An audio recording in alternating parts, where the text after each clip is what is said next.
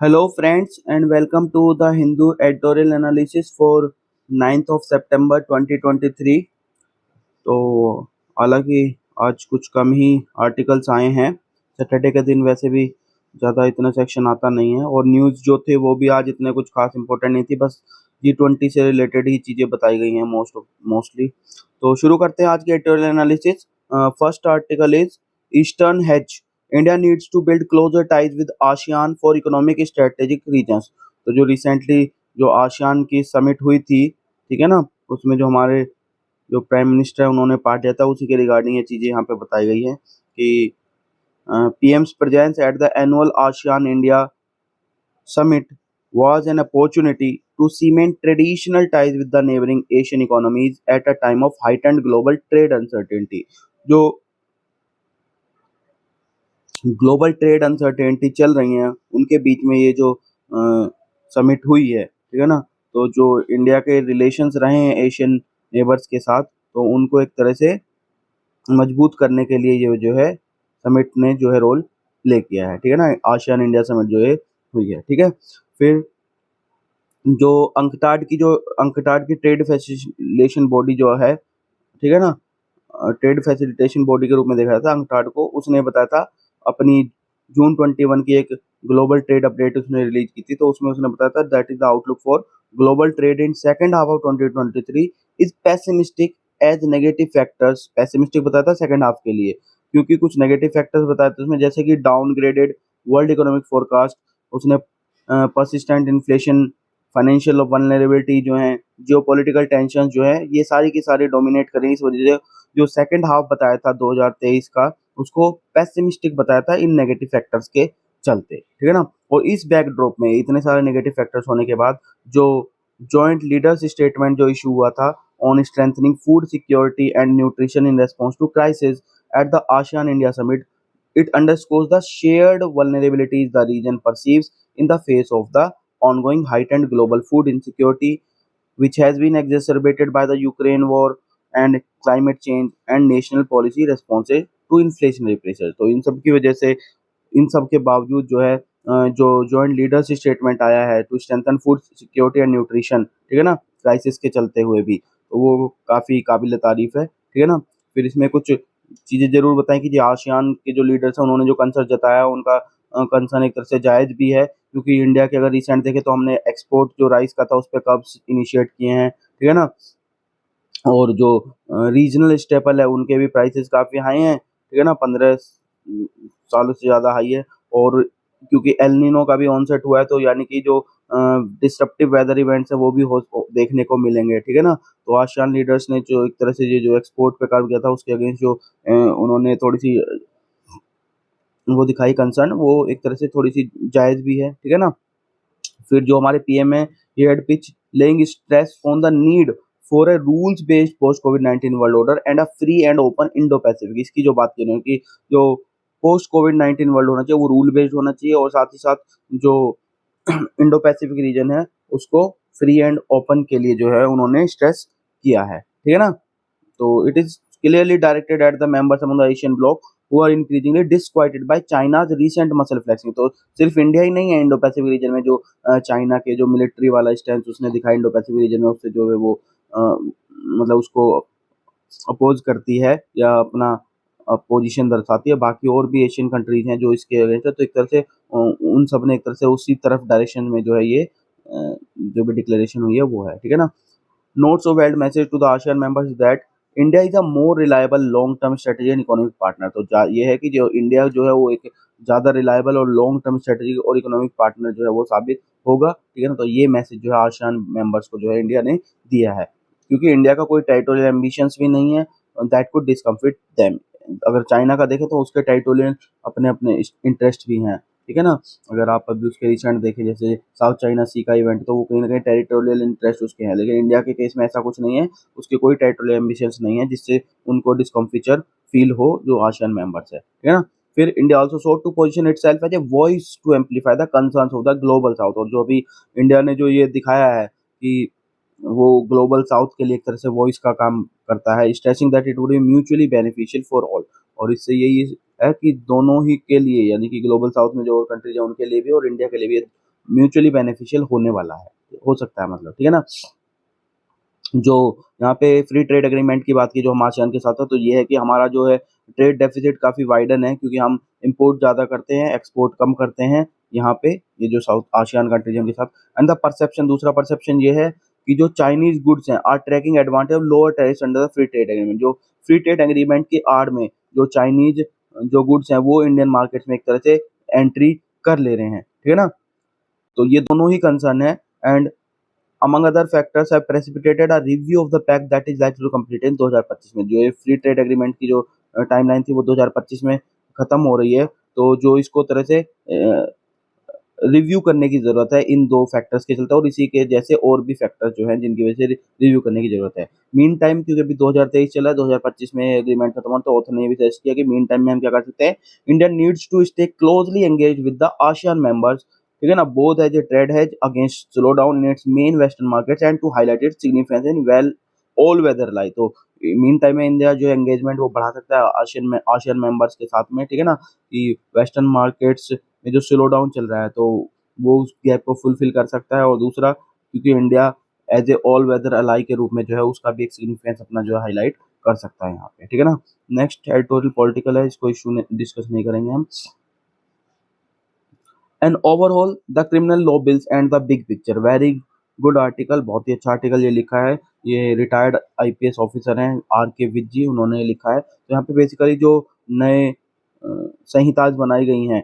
IPC, CrPC और evidence act को जो रिप्लेस करने के बाद जो नए भारतीय न्याय संहिता और भारतीय नागरिक सुरक्षा संहिता और जो भारतीय साक्ष्य संहिता बिल है 2023, उन सब के रिगार्डिंग ये डिस्कशन किया है कि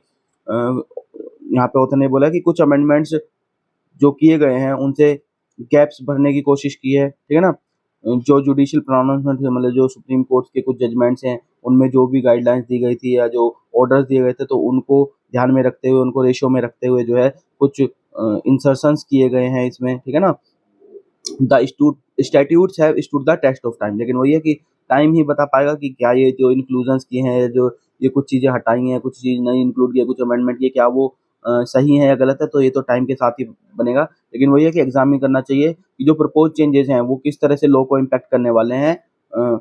लॉ इन्फोर्समेंट एजेंसीज को बेसिकली इम्पैक्ट करने वाले हैं, ठीक है ना। क्योंकि ये रिटायर्ड आईपीएस ऑफिसर हैं तो इनको ग्राउंड लेवल का काफ़ी ज़्यादा एक्सपीरियंस है, तो इसलिए इनके व्यूज़ थोड़ा सा इंपॉर्टेंस रखते हैं। तो आप मेंस में भी, आप कोड आंसर राइटिंग में भी कुछ पॉइंट्स अगर आपको अच्छे लगते हैं तो वो कोट कर सकते हैं, आप उनको लिख सकते हैं, ठीक है ना। तो सबसे पहले तो भारतीय नागरिक सुरक्षा संहिता, जिसने कि सीआरपीसी को जो है वो चेंज किया है, तो उसके रिगार्डिंग ऑथर ने 5-6 चीज़ें बताई हैं। पहला तो ये कि जो जीरो एफआईआर की जो प्रैक्टिस थी, हालांकि ये कॉन्सेप्ट प्रैक्टिस में काफ़ी टाइम था, लेकिन इसको फॉर्मली जो इंक्लूजन नहीं था ये जो उसमें सीआरपीसी में, तो इसका जो फॉर्मल इंक्लूजन किया है भारतीय नागरिक सुरक्षा संहिता में, इट में help complainants get their cases registered as a matter of right without running around. तो उनको इधर उधर नहीं भागना पड़ेगा, as a matter of right वो जीरो एफआईआर जो है वो कहीं भी रजिस्टर करा सकते हैं। दूसरा प्रोविजन जो ऐड किया गया that is the permit the conduct of preliminary inquiry to certain the existence of prima facie case, कि किसी केस में अगर इंफॉर्मेशन जो है वो ये डिस्क्लोज कर रही है कि कॉग्निजेबल ऑफेंस जो है वो कमिट किया गया है और उसमें जो पनिशमेंट है वो 3 साल से लेकर ज़्यादा है और 7 साल से कम है, तो उस केस में जो है प्रिलिमिनरी इंक्वायरी जो है वो कंडक्ट की जा सकती है। हालांकि ऑथर ने ये भी बोला है कि ये जो है वेरिएंस पे था with the Supreme Court judgment, जो Lalita Kumari versus government of Uttar Pradesh 2013 में केस था, उसमें जो सुप्रीम कोर्ट था उन्होंने ये कहा था कि पुलिस के पास कोई ऑप्शन नहीं है, उसको एफआईआर रजिस्टर ही करनी पड़ेगी। लेकिन यहाँ पे जो है एक तरह से थोड़ा सा चेंज किया है कि जो केसेज है जिनमें 3 से 7 साल का पनिशमेंट है, मतलब मिनिमम 3 साल से ऊपर वाले और 7 साल से अगर उनमें पनिशमेंट कम है, तो उनमें जो है प्रिलिमिनरी इंक्वायरी जो है वो कंडक्ट की जा सकती है, ठीक है ना। इसमें से कुछ कैटेगरी जो है वो कार्व आउट कर दी गई, उनको बाहर किया गया है to conduct a preliminary inquiry, this was only to ascertain commission of a cognizable offence and not check their truthfulness. तो ये जो किया गया है ये सिर्फ इसलिए किया गया है कि जो ओमिशन मतलब कॉग्निजेबल ऑफेंस वो हुआ है या नहीं हुआ, कमीशन उसका कमिट हुआ है या नहीं हुआ है, ना कि उसकी ट्रूथफुलनेस को चेक करना है इस पे प्रिलिमिनरी इंक्वायरी की जो बात हो रही है, ठीक है ना। ठीक,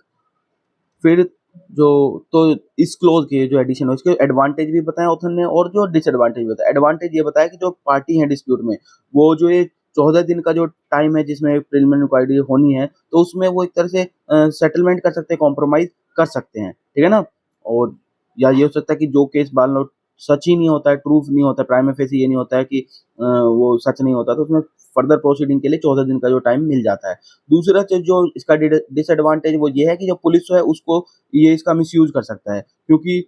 वो इस कंडीशन में क्या करेगा, वो जो ट्रू केसेज़ होते हैं उनको भी वो ना रजिस्टर करे, कई बार ऐसा हो जाता है कि 14 दिन का पीरियड जो दिया है, वो कहते हैं कि ये ट्रू केस जो होते हुए भी उसको रजिस्ट्रेशन करने से मना कर देगा, ठीक है ना? तो दोनों ही चीज़ें हैं, तो वही है कि इम्प्लीमेंटेशन पे डिपेंड करेगा कि कैसे जो है इसका हो रहा है। तीसरा जो यहाँ पे ऑथर ने बताया है वो है जो प्रोविजंस थे सीआरपीसी के regarding arrest, these have been retained in the BNSS, वो एज इट इज रिटेन कर दिए गए हैं उसमें, ठीक है ना? और इसमें जो सुप्रीम कोर्ट का एक जजमेंट था उसके रेशो को इंक्लूड किया गया है, जैसे कि Arnesh Kumar versus state of Bihar 2014 में, उसमें ये सुप्रीम कोर्ट ने बोला कि जस्टिफाई करना पड़ेगा arrest by making it mandatory for the police officer to mention reasons of arrest और सपोर्टेड विद जस्टिफाइबल मटेरियल, कि आपको रीजन ऑफ अरेस्ट बताने पड़ेंगे और वो भी आप जस्टिफाइबल मटेरियल के साथ उसको सपोर्ट करेंगे, ठीक है ना? And for the judicial magistrate to record satisfaction and make it formal part of BSS, और जो जुडिशियल मजिस्ट्रेट है वो रिकॉर्ड करेंगे अपना सेटिस्फेक्शन और उसको जो है फॉर्मल पार्ट बनाया गया है ये बीएनएस एसएस में, तो ये एक अच्छा प्रोविजन जो है वो चीज दी गई है उसमें, ठीक है ना? न्यू क्लोज, फिर एक और नई क्लोज की बात की गई है विच सेज फॉर ऑफेंसेज, जो भी ऑफेंसेज लेस देन 3 इयर्स के हैं, ठीक है ना, उनमें जो है अरेस्ट वो केवल जो है प्रायर परमिशन से हो सकता है, डिप्टी सुपरिटेंडेंट ऑफ पुलिस की वजह, डीएसपी के प्रायर अप्रूवल से होगा। किस केसेज में? यदि जो वो है ऑफेंडर है या अक्यूज्ड पर्सन है वो इन्फर्म है या फिर वो 60 ईयर से ऊपर का है, तो यानी कि इन दोनों कैटेगरी के जो पर्सन्स हैं उनको एक तरह से रिलीफ दी गई है, ठीक है ना? लेकिन वही है कि जो डीएसपी हैं उनके डिस्क्रिप्शन पे डिपेंड हो गया है कि वो इसको अच्छे से यूज करते हैं, जुडिशियली अगर इसका यूज करते हैं बहुत अच्छा प्रोविजन है ये, ठीक है ना? फिर जो अगले बात की है ऑथर ने प्रोविजन की, वो किया है कि जो नया कोड है वो it provides for handcuffing in a list of at least dozen of categories of persons who are accused of serious offences, तो जो सीरियस ऑफेंसेज वाले केसेज हैं उनमें जो हैंडकफिंग को जो परमिट किया गया है, जैसे कि टेररिस्ट एक्ट है, मर्डर एक्ट है, रेप है, एसिड अटैक है, ऑफेंसेज अगेंस्ट द स्टेट है, तो इसमें ये जरूर है कि पुलिस को बिल्कुल हेल्प करेगा, क्योंकि अक्सर जो पुलिस है वो शॉर्ट स्टाफ रहती है, तो उसमें कस्टडी जो सिक्योर करना है वो इस सिचुएशन में ज्यादा इजी रह जाएगा। But the enabling section that guides handcuffing has not change, लेकिन जो सेक्शन था जिसमें हैंडकफिंग को रखा गया था उसमें चेंज नहीं किया, मतलब प्रोसीजर आपको वही रखना पड़ेगा, और जो वो है वो पर्सन जो आपने अरेस्ट किया है, it is subjected to more strength than is necessary to prevent his escape, मतलब उससे ज्यादा आप रिस्ट्रेंट नहीं लगा सकते जितना जस्ट सफिशिएंट हो उसको एस्केप करने से प्रिवेंट करने के लिए, ठीक है ना? Since the constitutional provision and enabling provision of the law remain unaltered, तो supreme court guidelines on handcuffing will still prevail, तो सुप्रीम कोर्ट की गाइडलाइंस है हैंडकफिंग में वो अब भी प्रिवेल करेंगी, वो एज इट इज रहेंगी, क्योंकि ना तो कोई कॉन्स्टिट्यूशनल प्रोविजन है और जो एनेबलिंग प्रोविजन है वो लॉ का वो अनअल्टर्ड रहा है, तो जाहिर सी बात है वो जो सुप्रीम कोर्ट की उसमें गाइडलाइंस वो भी प्रिवेल करेंगी, ठीक है ना? सीन ऑफ क्राइम, यहाँ पे एविडेंस एक्ट की बात की है ऑथर ने, तो जो नई संहिता है it provides for a mandatory visit of crime scene by forensic expert and the collection of forensic evidence for offence, तो दोनों चीज भी की मैंडेटरी जो है विजिट होगी फोरेंसिक एक्सपर्ट की, और फोरेंसिक एविडेंस जो है कलेक्ट भी किए जाएंगे, और ये सारा मैंडेटरी किसमें है? जो भी ऑफेंस है जिनमें 7 साल से ज्यादा पनिशमेंट का प्रोविजन है इम्प्रिजनमेंट का, उनमें ये मैंडेटरी कर दिया है। लेकिन वही है क्योंकि इसमें 5 साल का जो है मैक्सिमम लेवरेज पीरियड दिया गया है स्टेट गवर्नमेंट की, आप जो है इस क्लोज कोऑपरेशन में लाने के लिए जो भी आपको अरेंजमेंट्स करने हैं वो कीजिए, लेकिन वही है कि जब तक स्टेट गवर्नमेंट्स कमिटमेंट नहीं करेंगे अपने आप से to the provision of sufficient resources for the development of forensic infrastructure, the impact of this change may not be visible soon, तो जल्दी से जल्दी तो इसका वो नहीं देख सकते आप इम्पैक्ट, क्योंकि अभी इंफ्रास्ट्रक्चर इतना अच्छा नहीं है, हमारे पास लिमिटेड फोरेंसिक इंफ्रास्ट्रक्चर है, तो उस चीज में जो है, और जो लेवरेज टाइम थे वो 5 साल का दिया गया है, तो अभी इसका इम्पैक्ट जो है इनिशियली तो इंसिडेंटली नहीं देखने को मिलेगा, ठीक है ना? फिर जो ऑथर ने यहाँ पे एक और अच्छी चीज की है कि जो बैन था टू फिंगर टेस्ट पे, हालांकि सुप्रीम कोर्ट ने जो है वो बैन किया था कि ये अनसाइंटिफिक है and it is violative of the dignity and privacy of the rape victim या सर्वाइवर, ठीक है ना? तो इस बैन को जो है वो कोर्ट में कोई प्लेस नहीं दिया गया, मतलब यहाँ पे चांस था, अपॉर्चुनिटी थी कि जो कंप्लायंस थी सुप्रीम कोर्ट की, मतलब जो थी, और अपने खुद के इंस्ट्रक्शंस जो है, हालांकि जैसे यूनियन मिनिस्ट्री ने हेल्थ एंड फैमिली वेलफेयर ने जो अपने उसमें इंस्ट्रक्शंस इशू किए थे उनको एक तरह से फॉर्मलाइज या लीगल वे में आप उसको इंश्योर कर सकते थे, ये ऑप्शन था, लेकिन उसको कोई भी कोर्ट में जो है प्लेस नहीं दिया गया टू फिंगर टेस्ट के बैन पे, ठीक है ना? फिर जो अगली बात की है तीसरी, वो क्या है? Disclosure of identity of victim survivor of rape. पहले क्या था कि प्रोविजन था कि ऑथराइजेशन था जो नेक्स्ट किन होगा, अगर के माइनर है, विक्टिम जो है माइनर है, तो उसका जो नेक्स्ट किन है वो डिस्क्लोज कर सकता था आइडेंटिटी को, ठीक है ना। मे ऑल्सो बी ओमिटेड, तो इसको भी ओमिट किया जा सकता था, ठीक है ना, क्योंकि सुप्रीम कोर्ट की अगर जजमेंट की बात देखें तो सुप्रीम कोर्ट ने Nipun Saxena versus union of India 2018 में ये कहा था, इट एक्सप्रेस रिजर्वेशन दैट जो नेक्स्ट किन है it may not be an appropriate party to delegate such authority, तो उनको ये अथॉरिटी देने के लिए वो हो सकता है कई बार अप्रोप्रिएट पार्टी ना भी हो, ठीक है ना, तो ऐसा कुछ श्योर तो है नहीं, तो ये वाली बात की थी। फिर ड्यूरेशन ऑफ पुलिस कस्टडी की यहाँ पे बात की है, जो संहिता में एक प्रोविजन डाला गया है जिसने जो है जो पीरियड था पुलिस कस्टडी का उसको 15 दिन से बढ़ाने का प्रोविजन जो इसमें दिया था, तो क्रिटिक्स ने इसको थोड़ा सा वो किया है, ठीक है ना, लेकिन ये है कि जो अभी भी डिस्क्रिशन है कि परमिट एडिशनल पुलिस कस्टडी वो अभी भी किसके पास है, जुडिशरी के पास है, तो ये चीज है कि बेशक बढ़ा दिए लेकिन परमिशन अभी भी जुडिशरी के पास है, और जो वो है वो जो अक्यूज्ड है he is still eligible to be released on default bail after a total detention of 60 days or 90 days as provided in the CRPC, और अगर टोटल जो पीरियड है डिटेंशन का वो कंप्लीट हो जाता है तब उसके बाद वो जो है डिफॉल्ट बेल के लिए वो एलिजिबल हो जाता है, ठीक है ना। फिर उसने यहाँ पे किया है कि हाँ, बिल्कुल। Sanhita also provide enlarging the scope of judicial inquiry into suspicious death by including dowry death, तो इसने सस्पिशियस जो डेथ्स होती हैं उसमें जुडिशियल इंक्वायरी को जो स्कोप को एनलार्ज किया है, लेकिन जो प्रोविजंस थे जो मैंडेटरी रिकॉर्डिंग करनी थी statement of a woman a male under the age of 15 और above 65 years in the CrPC at the place of their resident based on their willingness, इसको जो है इस प्रोविजन को रिलैक्स कर दिया गया है, ठीक है ना। लेकिन वही है उसने कहा कि प्रोविजन ठीक है आपने किया, लेकिन वही है कि डिपेंड उस पर करता है कि ये प्रोविजन जो है वो मिसयूज ना किया जाए, ये होप किया जाएगा कि पुलिस का मिसयूज ना करे, और स्पेशली उन केसेस में जो क्राइम्स अगेंस्ट वुमेन या चिल्ड्रन वाले केसेस हैं तो उनमें इसका मिसयूज हो सकता है, क्योंकि अब आप मैंडेटरी नहीं रहा ये कि आपको जो कोई मेल है वो अंडर एज 15 है या जो वुमेन है वो या 65 ईयर्स अब जो मेल्स हैं तो उनको आपको जो है उनके प्लेस ऑफ रेजिडेंस पे उनकी विलेनेस पे जो आपको वहाँ पे उनके एविडेंस रिकॉर्ड करना है या उनके स्टेटमेंट को रिकॉर्ड करना है, तो अब आप पुलिस स्टेशन में उनको बुला सकते हैं रिकॉर्डिंग करने के लिए या ठीक है ना स्टेटमेंट के लिए उनके। फिर यहाँ पे ऑथर ने और दो चीज किए जो किए जा सकते थे, ठीक है ना,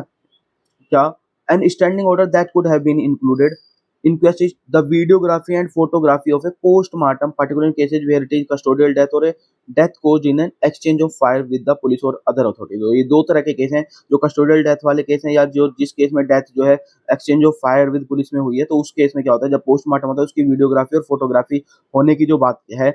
उसके रिगार्डिंग बोला कि ये वाला प्रोविजन डाला जा सकता था। इसमें सुप्रीम कोर्ट और नेशनल ह्यूमन राइट्स कमीशन जो है इंडिया उन्होंने कई बार जो है स्टेट्स को ये बोला है कि आप ये जो इंस्ट्रक्शंस हैं उनको आप कंप्लाई कीजिए, ठीक है ना, तो ये नहीं है उसमें हो सकता था। दूसरा ऑब्जर्वेशन जो है ऑन कोर्ट का to make a spot sketch of the scene of crime drawn on scale by draftsman in order to make it admissible on court, कि आप जो है स्केच बनाइए उसका क्राइम सीन का, ठीक है ना, सीन ऑफ क्राइम का स्पॉट स्केच तैयार कीजिए और अच्छे टू द स्केल बनना चाहिए बाय ड्राफ्ट्समैन ताकि वो जो है एडमिसिबल हो सके कोर्ट में। ये भी इंक्लूड किया जा सकता था, इसमें बंद नहीं किया है। To improve the quality of investigation, इससे क्या होता है जो क्वालिटी ऑफ इन्वेस्टिगेशन है वो इम्प्रूव हो जाती है, तो ये कुछ अच्छे प्रोविजन थे जो इंक्लूड किए जा सकते थे लेकिन नहीं किए। फिर फाइनली ऑथर ने किया कि ओवरऑल कुछ जो प्रपोज चेंजेस है वो डेफिनेटली प्रोग्रेसिव नेचर में है लेकिन उनको पाथ ब्रेकिंग या रेडिकल नहीं बता सकते, ठीक है ना। ऑथर ने कहा कि what must not be forget that police stations are generally under staffed, तो अगर देखें तो पुलिस स्टेशन में स्टाफ कम रहता है हमेशा, उनकी मोबिलिटी पुअर रहती है, इनसफिशिएंट ट्रेनिंग और इंफ्रास्ट्रक्चर रहता है उनका और पुअर हाउसिंग फैसिलिटीज रहती हैं, तो पुलिस पर्सनल्स क्या होते हैं स्ट्रेसफुल कंडीशंस में उनको काम करना पड़ता है इन सब के चलते। तो जो कॉलोनियल माइंडसेट है वो सिर्फ पुलिस रिफॉर्मेशन से ही जा सकता है। जब आप पुलिस रिफॉर्म में पूरे एंटायरिटी में पूरे ढंग से एक पूरे अच्छे तरीके से आप पुलिस रिफॉर्म की बात करते हैं, हर चीज को सुधारते हैं, पुलिस स्टेशन को पूरा स्टाफ देते हैं, ट्रेनिंग अच्छे से देते हैं, इंफ्रास्ट्रक्चर अच्छे से देते हैं, उनकी हाउसिंग फैसिलिटीज और बाकी फैसिलिटी उनको अच्छे से प्रोवाइड करते हैं, तब वो कॉलोनियल माइंडसेट जो है वो चेंज हो पाएगा, ठीक है ना। By just tweaking some provisions of the applicable law, जो आप जस्ट कुछ जो आपने चेंजेस किए हैं या कुछ आप प्रोविजंस लेके आए हैं इनकॉर्पोरेट के, उनसे जस्ट काम नहीं होगा, पूरी तरह से एंटायर टीम में आपको पुलिस रिफॉर्मेशन की जरूरत है, ऐसा कंक्लूड ऑथर ने किया है। तो अच्छा आर्टिकल था, आप रेफर कर सकते हैं। Change the play book repatriate Indian children, तो बेसिकली जो केस है वो था ये जो several expatriate Indian mothers who have been separated from their children by their host states in a gross violation of human rights that affect the well-being of mothers, their children and their family, जो cases देखने को मिले जिसमें जो बच्चों को है उनके पेरेंट्स से सेपरेट कर दिया जाता है ऑन वन प्रिटेक्स्ट और अदर, ठीक है ना, वो रिगार्डिंग ये इशू है यहाँ पे। तो प्ले बुक यहाँ पे एक्चुअली जो पूरा सीन है वो समझाया है ऑथर ने यहाँ पे कि these cases across different jurisdictions have increase in frequency. एक तो इनकी फ्रीक्वेंसी बढ़ गई है over the years and follow a similar play book. और देखें तो उनका एक कोई जो प्ले बुक है, जो तरीका है वो लगभग कहीं ना कहीं सिमिलर सा ही मिलता है आपको। क्या होता है कि यंग फैमिली जो है काम करने के लिए हाई इनकम कंट्री में चली जाती है, जैसे ऑस्ट्रेलिया, कनाडा, इन सब में, जर्मनी वगैरह। The parents are accuse of abusing their children, और वहाँ पे पेरेंट्स पे एक्यूजेशन लग जाते हैं कि वो अपने बच्चों का एब्यूज कर रहे हैं। Either by school where the child is struggling to adjust to foreign ways, या तो स्कूल एलिगेशन लगा देता है कि भाई वो फॉरेन वेज के साथ एडजस्ट नहीं कर पाता है, और a hospital when they take their injured or sick child for treatment, जब वो मान लो बच्चे को चोट लगे उसको ट्रीटमेंट ले जाते हैं तो भी जो हॉस्पिटल्स हैं वो एलिगेशंस लगा देते हैं, एक्यूज कर देते हैं कि भाई जो पेरेंट्स हैं वो अब्यूज कर रहे हैं बच्चों का, उनके साथ सही बिहेव नहीं कर रहे हैं। और तो जाहिर सी बात है उसके बाद ट्रायल चलता है, they are subject to trial that is very one side, और ये ट्रायल जो रहता है वो वन साइडेड रहता है मोस्ट ऑफ द केसेज में, with assessments by social workers who are culturally prejudice. और उनका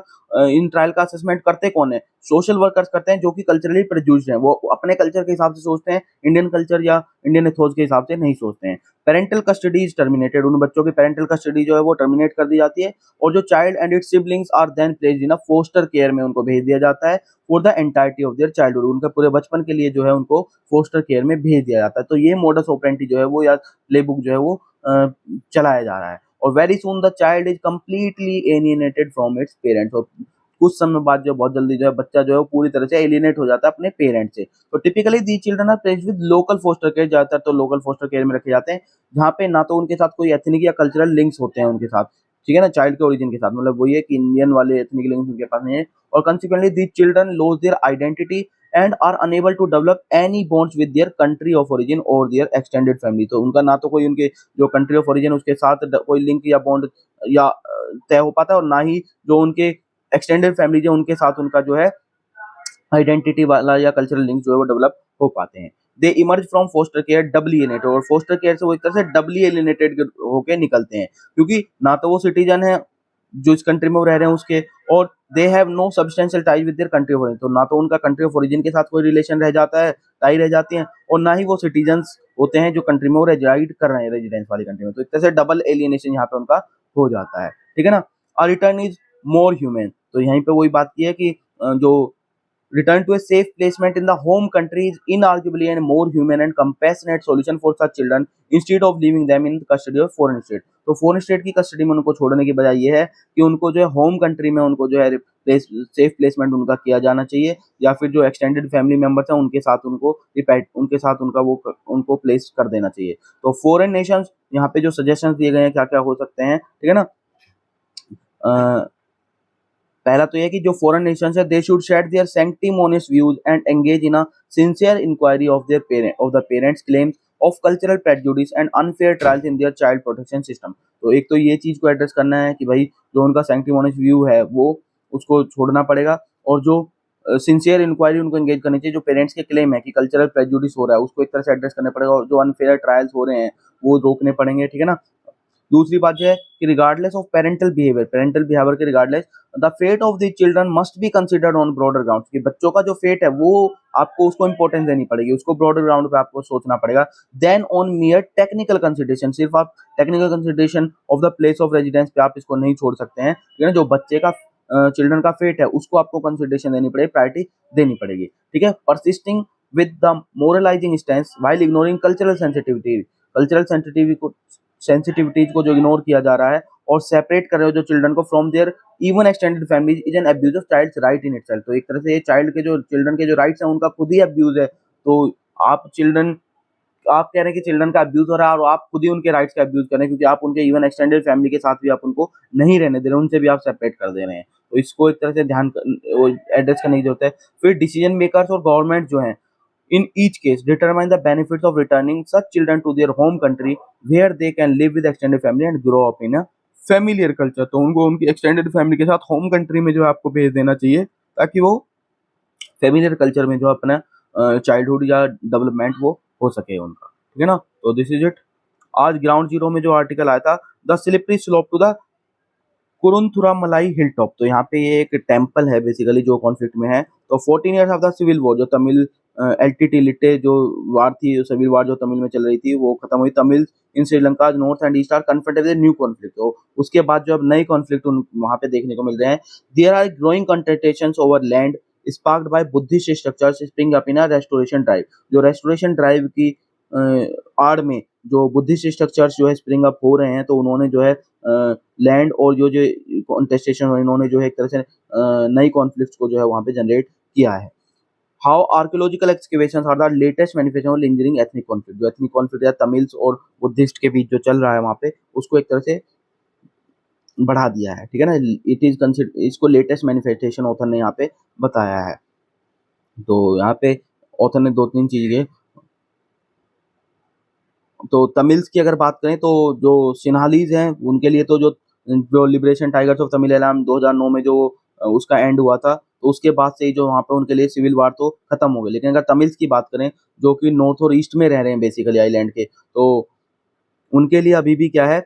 उनके व्यू पॉइंट देखें तो एथनिक कॉन्फ्लिक्ट है that trigger the war remains unresolved. वो अभी तक अनरिजॉल्व्ड ही है जो उस वॉर ने जो एथनिक कॉन्फ्लिक्ट को रेज किया था। हालांकि सिन्हालीज के लिए जो है वो इशू जो है एंड हो चुका है, लेकिन तमिल्स के लिए अभी भी वो इशू एंड नहीं हुआ है क्योंकि उनके साथ नहीं है। पॉलिटिक्स ऑफ हिस्ट्री की बात की उतने कि उतने यहाँ पे अच्छे अच्छे थोड़े से पॉइंट बताएं कि जहाँ पे एथनिक कॉन्फ्लिक्ट लिंजर ऑन करता रहता है, the politics of interpreting history and heritage must be carefully scrutinised. Experts point out कि वहाँ पे आपको जो हिस्ट्री की आप इंटरप्रिटेशन की बात कर रहे हैं या हेरिटेज की आप बात कर रहे हैं, उसको स्क्रूटनी केयरफुली होनी चाहिए क्योंकि history is often used as an ideological and cultural tool by dominant communities at the expense of others. क्योंकि डोमिनेंट कम्युनिटी जो है वो उसको जो हिस्ट्री को है वो एक तरह से आइडियोलॉजिकल और कल्चरल टूल की तरह यूज करती है, ठीक है ना। Indicating that history in this instance is more about the present than the past. History यहाँ पे प्रेजेंट की ज्यादा इंपॉर्टेंस रखती है पास्ट के मुकाबले, ठीक है ना। Claims that the community that lived in these sites was Sinhala Buddhist are mainly driven by contemporary political compulsions. They are not evidence based। क्योंकि जो भी आप कह रहे हैं क्लेम्स जो बताए गए आर्कियोलॉजिकल डिपार्टमेंट के द्वारा, वो एविडेंस बेस्ड ना होके सिर्फ पॉलिटिकल कंपल्सन्स पे बेस्ड हैं, ठीक है ना। और इसी वजह से जो आर्कियोलॉजी डिपार्टमेंट है वो तमिल्स की जो फेथ है उसमें नहीं रही है, ठीक है ना। वो ये कह रहे हैं कि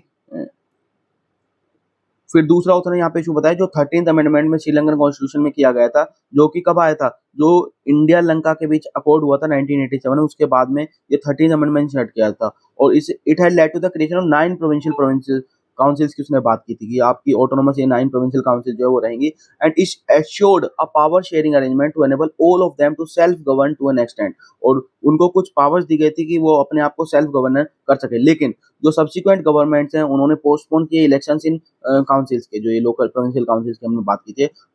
their terms stand expired for about 5 years now. और उनका जो टर्म है वो 5 साल तक के लिए जो है वो खत्म कर दिया गया है, ठीक है ना।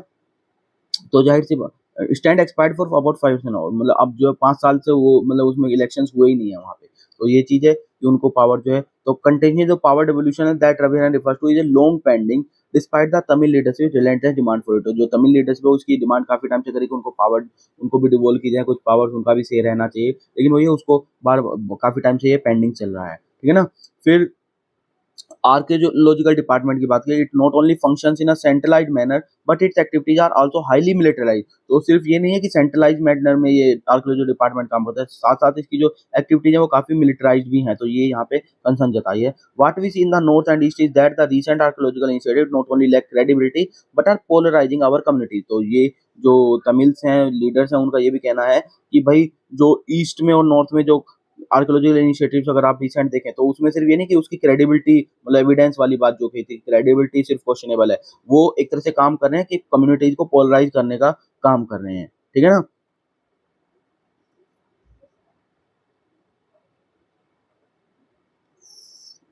फिर फर्दर ऑथर ने यहाँ पे और जो इम्पोर्टेंट चीजें को जो बताते हैं, हाँ, जो लैंड कॉन्फ्लिक्ट चल रहे हैं वहाँ पे, ऑनगोइंग लैंड कॉन्फ्लिक्ट चल रहे हैं आइलैंड के नॉर्थ और ईस्ट में, तो उस पे यूनाइटेड नेशंस जो high commissioner for human rights है उन्होंने भी 2022 में नोट किया था कि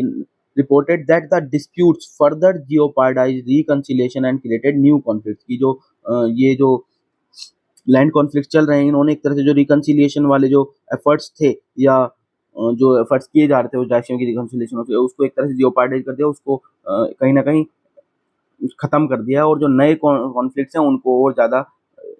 जन्म दिया है, ठीक है ना। मतलब नए नए कॉन्फ्लिक्ट जो है जनरेट हो गए हैं। In a strong judgment on August 31, the Mullaitivu Magistrate Court held that the Archaeology Department had violated the 3 court orders from 2022 by altering the site। और जो मुल्लाईतीवू के मजिस्ट्रेट कोर्ट था, उन्होंने भी अगस्त 31 के जजमेंट में जो है स्ट्रांगली जो है उनको आर्कियोलॉजी डिपार्टमेंट को बोला है कि उन्होंने जो 3 कोर्ट ऑर्डर्स को जो वायलेट किया है और साइट्स को ऑल्टर करके, ठीक है ना। The department task with protecting ancient sites can't do as it pleases, the जज सेड। और जो उन्होंने ये भी कहा था कि डिपार्टमेंट अपनी मनमर्जी से कुछ नहीं कर सकता, जिसको एंशिएंट साइट्स को प्रोटेक्ट करने के लिए है, तो वो आप ये नहीं है कि आप मनमर्जी से अपने मनमाने तरीके से आप उसका प्रोटेक्शन करेंगे, ठीक है ना। तो ये है, तो वही है कि लोकल्स ये वेट कर रहे हैं कि क्या वो जो उनका फेवरेट हिल टॉप टेम्पल है उसमें प्रेयर करने जा पाएंगे या नहीं जा पाएंगे। तो ये मेनली जो इस यहाँ कुरुथुमलाई हिल टॉप टेम्पल की बात की है उसकी बात की गई है, ठीक है ना। तो this is it regarding today discussion. बाकी तो आज इतनी कोई खास इंपॉर्टेंट खबर आई नहीं थी, G20 का ही है ज़्यादातर इसमें। तो चलिए, डिस्कशन आपको अच्छा लगा तो वीडियो को लाइक कर दीजिए और चैनल को शेयर और सब्सक्राइब भी कीजिए। Thank you.